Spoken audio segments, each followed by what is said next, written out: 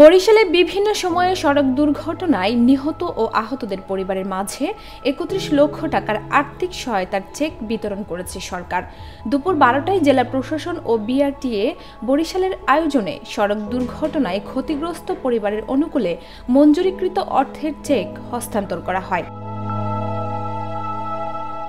জেলা প্রশাসক বরিশাল মোহাম্মদ দেলোয়ার হোসেনের সভাপতিত্বে এ সময় উপস্থিত ছিলেন বরিশাল মাধ্যমিক ও উচ্চ শিক্ষা বিভাগের উপপরিচালক মোহাম্মদ জাহাঙ্গীর হোসেন, বরিশাল বিআরটিএর সহকারী পরিচালক খালিদ মাহমুদ, জেলা শিক্ষা অফিসার বরিশাল মোহাম্মদ হারুনুর রশিদ, বিআরটিএ বরিশাল সার্কেলের সহকারী পরিচালক দেবাশিস বিশ্বাস এতে উপস্থিত ছিলেন।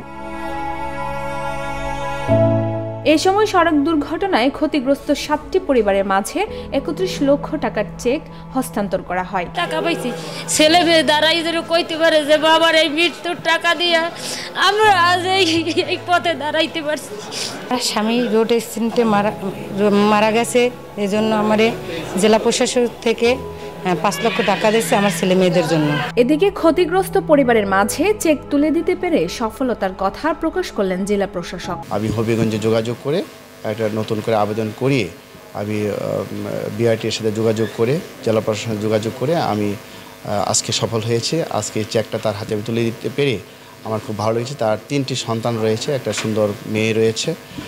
এই মেয়েটার ভবিষ্যৎ লেখাপড়া এবং তার 2টো ছেলে রয়েছে, তাদের ভবিষ্যৎ চিন্তা করে এই টাকাটা যেন সঠিকভাবে সে ব্যবহার করতে পারে সেই পরামর্শ আমি তাকে দিয়েছি। ডেস্ক রিপোর্ট, ভোরের পাতা।